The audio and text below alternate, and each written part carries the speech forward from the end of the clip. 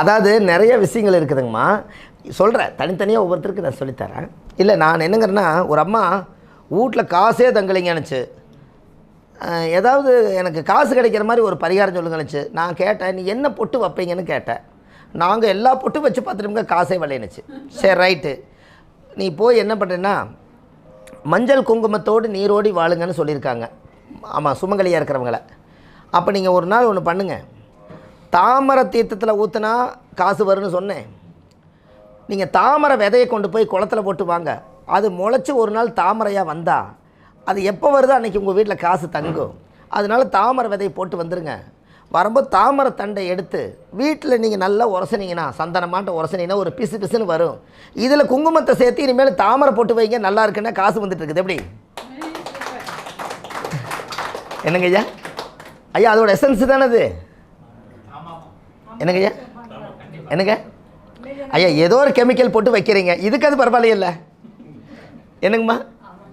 கெமிக்கலில் இது ஒரு பிராண்டுன்னு சொல்கிறாங்க. கோகுலம் மஞ்சத்தூள் நான் நிறைய சொல்கிறாங்கல்லங்க, இது ஒரு பிராண்டுங்க. நான் என்னங்கன்னா தாமரை வச்சாலே காசு வருங்கிறீங்க. இந்த துரியம்னு தானே சொல்லுவீங்க இந்த இடத்துல. ஆக்னேயம் துரியம் தானே சொல்கிறீங்க. ஆக்னேயம் இது துரியமா? இது துரியம். இது என்னங்கண்ண? நெத்தி. ஆக்னேயம். இது ஈர்க்கிற சக்தி இந்த ஸ்பிரிட்டை உள்ளே இழுக்குது.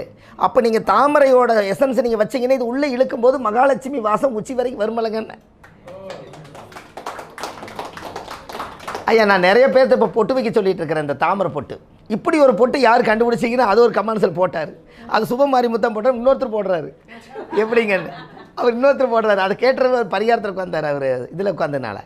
அப்போ இது ஒரு இன்ட்ரெஸ்ட்டாக அவங்க எடுத்துகிட்டு இப்போ என்ன பண்ணுறாங்கன்னா, காலையில் சந்தனம் உரைக்கிற கட்டை இருக்குது இல்லைங்களா, அது தாமரை தண்டை உரசி பிசு பிசு பிசுன்னு பண்ணி அதுபாட்டு கீரையாட்ட போட்டு வச்சுட்டு போகிறாங்கன்னு.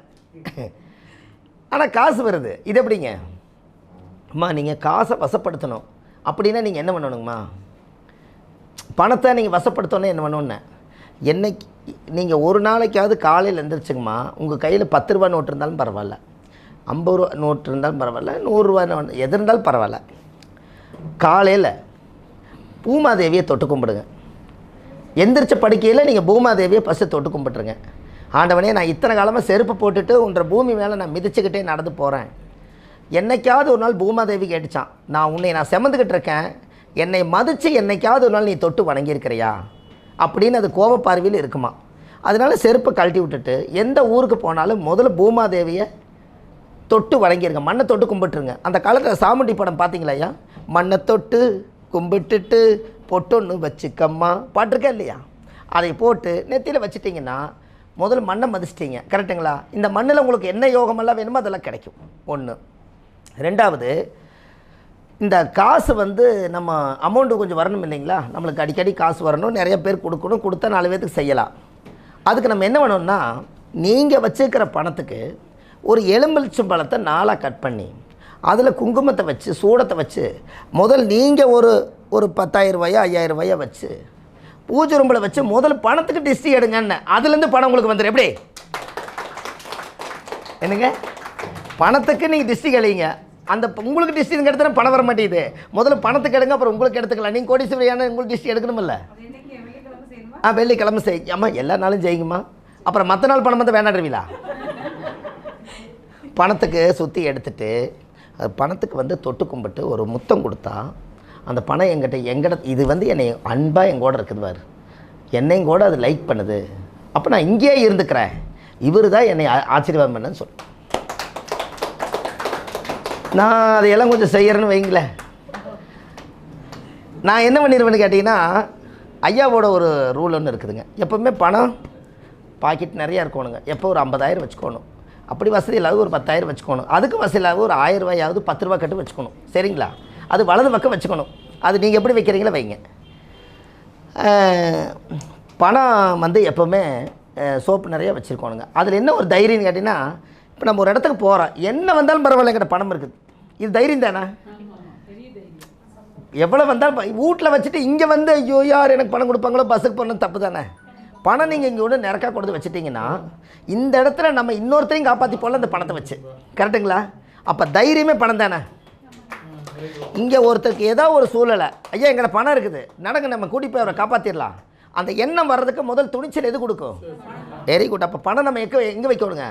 இங்கே தான் வைக்கணும். நீங்கள் ஒரு ரகசியத்தை உங்களுக்கு சொல்லித்தரேன் ஐயா. அதாவது என்ன மாதங்க ஐயா அது, அந்த தீபாவளி வருது இல்லைங்களா, தீபாவளி வரும் இல்லைங்களா, தீபாவளி அன்னைக்கு மட்டும் உங்கள் அக்கௌண்ட்டில் நீங்கள் பணம் வச்சுருப்பீங்கல்லம்மா, அன்னைக்கு பேங்க்கில் போய் கேட்டிங்கன்னா ஃப்ரெஷ் கட் கொடுப்பாங்க. புரிஞ்சுங்களா? மற்ற நாள் கொடுக்க மாட்டாங்க. தீபாவளி அன்னைக்கு மட்டும் புது பணம் ப்ரெஸ் கட்டு கொடுப்பாங்க.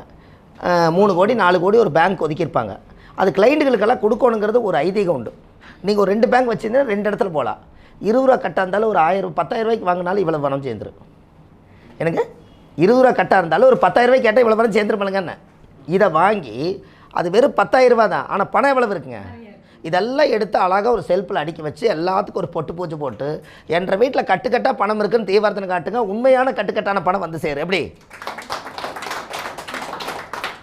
ஆக மொத்தத்தில் பணம் தானே, சைபர் தானே கொஞ்சம் எச்சா இல்லை,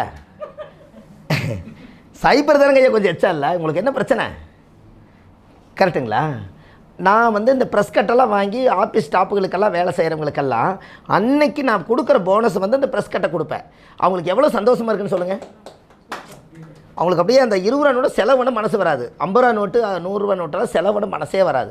நம்ம 2-3 பேங்க்கில் கொஞ்சம் அக்கௌண்ட் வச்சுருக்கறனால எல்லா பக்கமே போய் அந்த காலையில் முதல் வேலையாக அந்த தீபாவளிக்கு முன்னாடி லீவ் போடுறதுக்கு முன்னாடி அவங்க என்ன பண்ணுவாங்கன்னா எல்லாத்துக்கும் ஏடிஎம்லேருந்து எல்லாத்துக்கும் ஃப்ரெஷ் கட்டு கொஞ்சம் வச்சு விட்ருவாங்க. அந்த பணம் போய் நம்ம மேனேஜர்கிட்ட சொல்லிவிட்டு எங்களுக்கு இப்போ வருஷம் பூரா அக்கௌண்ட் வச்சுருக்கேனுங்க, எனக்கு நான் கிளைண்ட்டுகளுக்கு கொடுக்கணும், நான் பணம் பூஜை போடணும், எனக்கு ஃப்ரெஷ் கட்டு கொடுங்கன்னா 1 2 கொடுப்பாங்க. இல்லை அப்படி இன்னொருத்தர் வேலை அக்கௌண்ட் இருந்தால் அவர்கிட்ட கொடுத்து வாங்கிக்கலாம், இன்னும் எச்சா வருமா. இதை வாங்கி ஒரு 10 ரூபா கட்டுனா 1000 ரூபாய் இல்லைம்மா, வெறும் 10,000 ரூபாய்க்கு 100 கிடைக்குமா. இவ்வளவும் கொண்டு வீட்டில் பணம் என்றைக்கு குறையில்லாமல் இருக்க கட்டுக்கட்டாக நோட்டை பார்க்க நீங்கள் அதுவாகவே மாறிடுவீங்க, பணக்காராயிருவீங்க. எப்படி ஐயா, நம்ம கோடி ரூபா வந்தால் தான் நம்ம பணக்காரன்னு கிடையாதுங்க. நம்ம வீட்டில் பணம் இருக்கணும், அதானே உண்மை. அது நம்ம செய்வோமே. அப்போ அந்த ப்ரெஸ் கட்டை பார்க்கும்போது நமக்கு முதல்ல கொடுக்க மனசு வருமா? எனக்குய்யா அங்கெல்லாம் பயிருமல்ல. அப்போ இனிமேல் இத்தனை நாளாக இது நம்ம தெரியாமலே பேங்க்கில் வச்சுருக்குறோம். நம்ம பணத்தை யாரோ வாங்கிட்டு போகிறாங்க, நமக்கு சேர வேண்டிய பணம் வருஷம் அப்போ எவ்வளோ வருஷம் மிஸ் பண்ணிட்டுன்னு சொல்லுங்கள். இந்த பணக்கட்டு வாங்கி வெத்தலை வந்து மகாலட்சுமி மேலே ஒரு வெத்தலை வச்சு, ஈரம் இல்லாமல் மேலே ஒரு வெத்தலை வச்சு, கீழே ஒரு வெத்தலை வச்சு மஞ்சள் நூல் போட்டு கட்டி வைங்க. அன்னிலேருந்து அது கட்டு வெளியே போகாது. மகாலட்சுமியோடவே சேர்ந்துருச்சுங்களா? மஞ்சள் நூல் வந்து குருவா? அப்போ பணம் அப்படியே குரு சுக்கிரன் எல்லாம் இருக்காங்களா? இதை அப்படியே நீங்கள் கட்டி வைங்க. கீழ் பக்கம் உருவ வேண்டாம், மேல் பக்கம் உருவ வேண்டாம், இதை அப்படியே வைங்க. எந்த சூழ்நிலையும் இந்த கட்டை செலவு பண்ணக்கூடாது. நீங்கள் பூஜை போட்ட மாதிரி ஆகிடுதில்ல, கொடுக்க மனசு வராதுன்னு. அப்போ வெளியிலையாவது நீங்கள் வாங்குவீங்க, இந்த பணம் வீட்டை விட்டு வெளியே போகாதுன்னு. நீங்கள் இன்னொரு விஷயம் சொல்கிறேன், எங்கள் பாணி சொல்கிறோம், பீரோக்குள்ளே தானே காசு வைக்கிறீங்க. அந்த பீருவாவுக்குள்ளே ஒரு நூல் போட்டு நீங்கள் பணத்தை கட்டாதீங்க. அந்த கட்டை கட்டிட்டு அதை பிடிச்ச இன்னொன்று கட்டி விடுங்கன்னு. அது இப்போ பணத்தை கட்டி வைங்க, பணம் ஓடாதல்லன்னு. ஆமாம், உங்களுக்கு புரியல.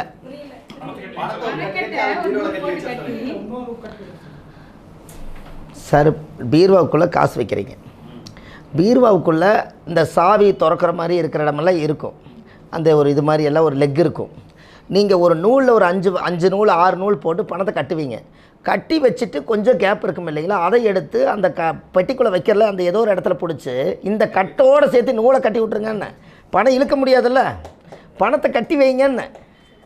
சார், அந்த காலத்தில் எல்லாத்தையுமே ஒரு கல்யாணத்தை பிடிச்சி கட்டி வச்சா அவன் எங்கேயும் வெளியே போய் சுற்ற மாட்டான்னு சொன்னாங்கல்ல அந்த காலத்தில். பணத்தை கட்டி வைங்க, இது வெளியே போய் சுற்றாதல்லன்னு. என்ன சாமி, ஈர்ப்பு விதி, இது தீர்ப்பு விதி. நீங்கள் செய்யுங்க.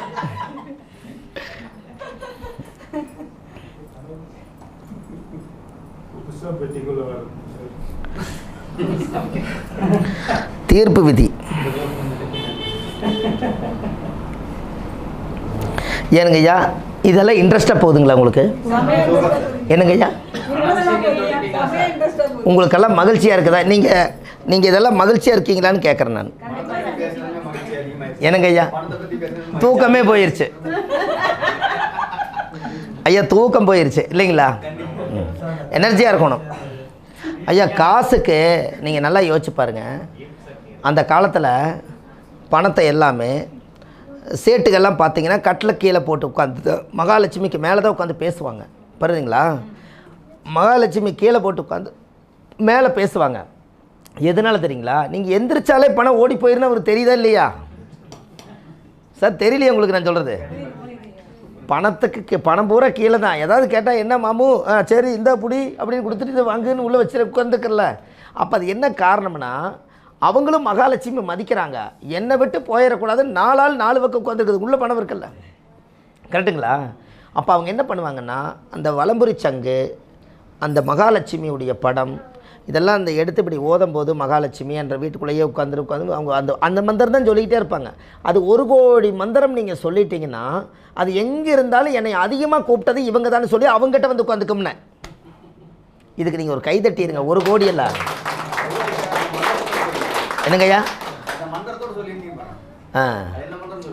இல்லை, அதாவது என்னென்னா, ஓ மகாலட்சுமியாய நமக, மகாலட்சுமி கிரகாய நமக, மகாலட்சுமி தேவாய நமக, மகாலட்சுமி தேவ பிரகாய நமக, மகாலட்சுமியே என்னோடு வாழ்ந்து என் காலம்பூரம் நீ இருக்கணும்னு சொல்லி ஒரு விளக்கு பற்ற வச்சுட்டு நீங்கள் பாட்டுக்கு ஒரு ஓதுங்க, சரியாயிரும்.